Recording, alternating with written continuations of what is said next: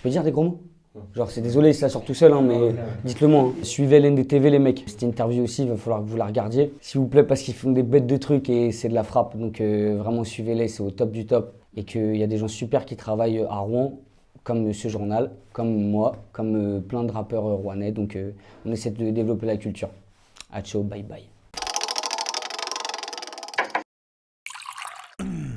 Présenter le track 1, 2, 3, voilà la partie 4. 76 000 c'est mon matricule, va falloir faire mieux pour que je dépasse 10K. Reste fort frérot, on a tous des cicatrices. Alors à la base, les freestyle trèfle, ça part de j'avais plus d'idées pour faire des sons construits avec refrain, couplet, pour amener quelque chose au public. Du coup, je me suis dit, j'en ai parlé avec un pote à moi et je me suis dit, viens, on fait juste des petits freestyles en fait pour pouvoir montrer aux gens que tu sais rapper aussi, tu sais que tu sais kicker. Et du coup, les trèfles, en fait, c'est juste venu de ce moment-là en me disant, tu sais quoi, faut avancer, faut avoir un mini-projet, faut avoir quelque chose. Tu fais la mais c'est juste un lapsus. On parle différence même quand on fait la bise. Maintenant, j'attends le moment qu'on me dise que j'abuse. Tu me fais passer pour misogyne parce que je la trouve magnifique quand elle se déshabille. Dis-moi, ma gueule, tu veux ruiner ma vie, mais je la trouve aussi belle même quand elle abuse. Vu que je suis signé nulle part, que j'ai rien, que j'ai pas de comment on appelle ça, de structure qui m'aide, je me suis dit je vais l'appeler les trèfles parce que du coup comme j'avais fait avec l'interview qu'on avait déjà fait écrite, j'en avais parlé, c'est le rapport à la chance où je me suis dit si je travaille, j'aurai de la chance, du coup les trèfles ils sont venus d'ici et j'en décide d'en faire 4 parce que par rapport aux trèfles à 4 feuilles, tout ça, voilà. Ça c'est bien perçu mais bon, on aurait pu faire mieux mais tranquille, je suis quand même content de ce qui s'est passé, tu vois. Les jeunes sont saoulés, salis sous le silence, seuls issus la rue, même quand elle est dansant, c'est pas un souci. Suprême, c'est le biopic de NTM, sur le groupe de rap NTM, qui représente leur histoire des 1989 à 1992, si je dis pas de bêtises, normalement c'est ça. Et en gros, le groupe mythique NTM, quoi, comme on le connaît, mais de leur tout début, c'est-à-dire même quand ils avaient 18 ans et qu'ils n'avaient rien, à leur premier zénith en fait.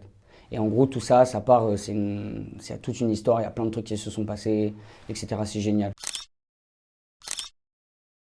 Je me retrouve en novembre 2018, en train de sécher les cours avec un pote à moi, et je reçois un message, dans les demandes là, et je reçois un message, il y a écrit un grand texte, et la meuf, elle m'écrit qu'en gros, elle veut me voir pour un casting d'un film, et moi, je viens de Rouen, je fais mes études au Havre, je capte pas, quoi, tu vois, j'en ai aucune idée de ce que c'est, tu vois. J'y vais en novembre 2018, je passe le casting, je me retrouve avec des mecs, je vais pas vous mentir, j'étais refait, hein. J'étais avec Cowboy et tout, j'étais en mode wesh, je suis tombé où là? C'est pas normal, tu vois. Je fais un casting, un mois sans réponse, deuxième casting, troisième casting, quatrième casting, et là le cinquième c'était le bon. Et en fait c'était un peu comme le délire de la nouvelle star, c'est que tu sais, ils te mettent c'est comme un concours, mais toi juste t'es pas au courant. Et ils te font passer plein de trucs, ils te font passer plein de castings pour savoir juste si t'es vraiment au top du top. Au final, c'est passé. Et j'étais carrément content. C'était une belle d'expérience, c'était carrément le feu. Je pense que ça va être un beau film. J'espère en tout cas. Mais ça va pas sortir tout de suite du coup. Les cinémas, c'est fermé. C'est quoi ton premier souvenir avec la musique? Alors, mon premier souvenir avec la musique, c'est mon père. Hein. Je pense que c'est mon padré parce que il fait de la musique. Tout simplement, il fait de la guitare. Il avait un groupe et tout, avec ses potes. Et en fait, juste on en écoute depuis toujours, quoi. On en écoute depuis toujours avec mon frère et ma sœur. Et c'est passé par plein de styles musicaux. Et pas forcément des styles par rapport à nos origines ou quoi. Vraiment des styles qu'eux, ils ont choisi d'écouter. Ça passe du Bob Marley à Chico César. Hein. Je crois que c'est un Brésilien ou un Portugais, je sais plus, mais... Caminho se conhece andando, então vez em quando é bom se perder. Perdido fica perguntando. C'est ça mes premiers souvenirs avec la musique, c'est mon père qui me fait écouter de la musique et qui joue de la guitare. J'en ai pas un en particulier. J'écris, je fais des rimes, mais la barque a bien dérivé. Je veux pas taffer en intérimaire, la tête est haute, je vais terminer. J'ai la mentale toujours déter, t'allumes la mèche, je vais l'éteindre. Photo, je suis bien trop entêté pour que je puisse appuyer sur les freins. C'est un morceau qui a été conçu dans ma chambre, après Suprême, parce que du coup j'ai été payé pour Suprême et avec l'argent j'ai pu m'acheter du matos pour faire du son chez WAM. Et avec ce matos-là, c'est le premier son qui a été enregistré, que j'ai écrit, enregistré, top-liné, tout fait dans ma chambre avec un beatmaker de Caen. Et c'est pour, il me tenait à cœur. Ce qui est écrit, ce qu'il y a dedans, en soi, le fond du morceau, c'est ce que moi je veux représenter, etc. Mais c'est plus aussi de l'ego trip, pour montrer qu'on est toujours là, pour montrer que ça avance, etc. Mais ce son-là, il veut surtout montrer que j'étais capable de le faire par moi-même. C'est pour ça que je l'ai fait, le clip aussi. C'est nous qui avons tout écrit avec mon pote, etc. La musique, c'est pareil, je l'ai fait mixer par un vrai pote à nous. Donc le morceau de LP, il me tient à cœur pour ça aussi. Me fait plaisir avant le départ. Wow, les bas ça fond dans un vrai gamos. J'ai du vrai son, tu crois que je rigole, mais c'est pas drôle. Y'a quelque chose à faire, crois-moi, je vais y croire. Je gratte pendant que tu me racontes des histoires. Je suis content, moi, d'avoir fait ça, en fait. Même si y a des gens qui m'ont demandé, ouais, reviens kicker et tout. Ouais, mais ouais, il faut avancer, tu connais, tu vois. Le rap, c'est pas que du kickage et tout. Donc, ouais, c'est carrément différent. Mais je suis content, c'est une belle avancée, en tout cas, pour l'instant. Soit tu te laisses couler. Soit tu te laisses couler. Soit faux nager.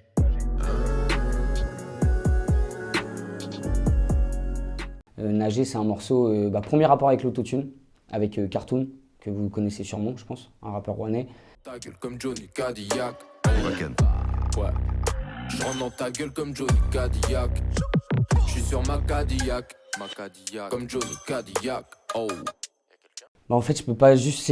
T'as écrit le mot, c'est l'évolution, je pense. Mais j'ai même pas envie de dire si c'était meilleur ou pas. J'en ai aucune idée. Il y a des gens qui peuvent préférer ou pas préférer, ou pas aimer, tu vois, moins aimer.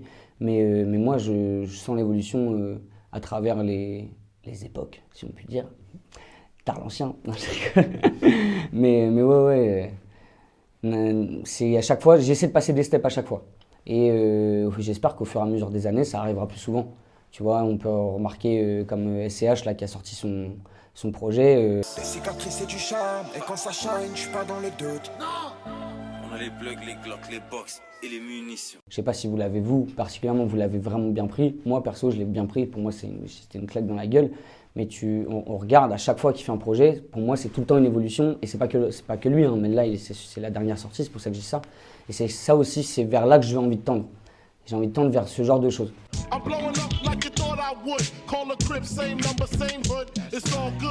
The Notorious Big, je suis un fan inconditionné de ce type depuis que je suis gosse. J'aime trop. Ça, c'est dans le rap et même dans la vie de tous les jours. Genre, c'est juste son histoire, qui il est, la relation qu'il avait avec Tupac, avec d'autres rappeurs, etc. Et à côté de ça, des inspirations de Jamel Debbouze aussi. J'étais joué mon spectacle. Je me souviens que c'était mon oncle qui était mon manager à l'époque. Et il m'a trouvé une date à la prison de Fleury-Mérogis. Il m'a dit, t'inquiète pas, je s'occupe du tout, tu s'occupes de rien. C'est un gars qui m'inspire énormément. En tout cas, quand j'étais petit, il m'a inspiré énormément. Et même pas forcément des grandes stars, mais juste la danse, les mecs avec qui j'étais quand j'étais petit à la danse et tout, ces gens-là m'ont inspiré aussi. Mais j'ai pas de. Je pense en star, ce serait Biggie et Jamel. J'en aurais pas d'autres là maintenant, mais ce serait, je pense, c'est Biggie et Jamel qui m'ont.